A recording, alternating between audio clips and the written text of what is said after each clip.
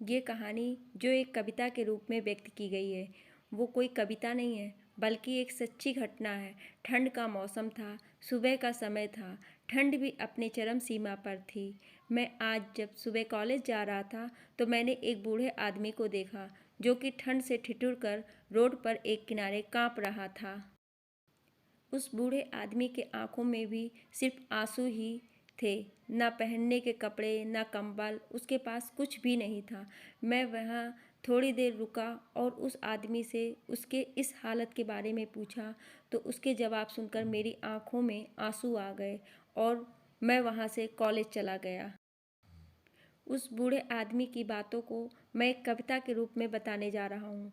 एक बार सुनिएगा ज़रूर, आप भी जाने कि आज के बेटों की सोच किस तरह हो गई है। आज फिर से इंसानियत को मरते देखा है, जब एक बूढ़े बाप को ठंड में रोड पर ठिठुरते देखा है। ना जाने कैसे छोड़ देते हैं लोग अपने माँ बाप को। आज फिर एक जिंदगी को बेदर्दी से मरते देखा है। उसकी आंखों में आंसू थे, चेहरे पर एक चाहत थी।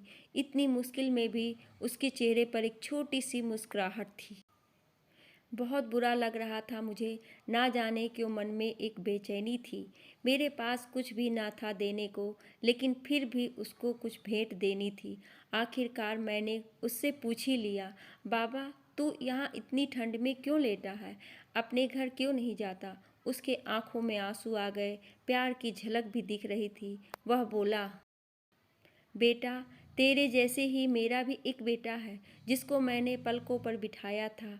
प्यार तो खुद से भी ज़्यादा किया था उसको, क्योंकि उसके ऊपर से उठा उसके माँ का जो साया था।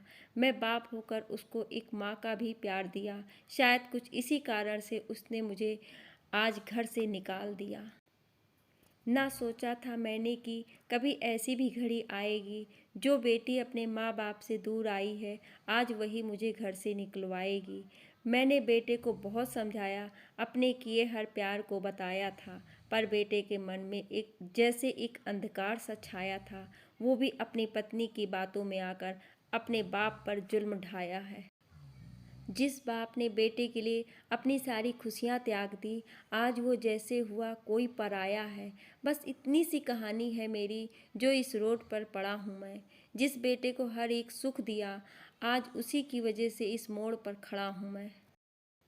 बेटे एक बात तुमको भी बताता हूँ, तू बहुत प्यार करना अपने माँ बाप को, पर इस मोड़ पर मत छोड़ना कभी।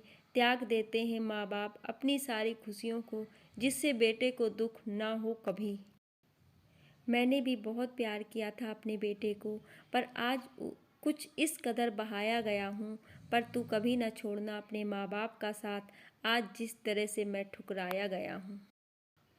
इतना कहकर बूढ़ा व्यक्ति रोने लगा, अपने बचे हुए जीवन को रोकर ही खोने लगा। फिर मैं भी वहाँ से चला गया, उसका दर्द मुझको भी रुला गया।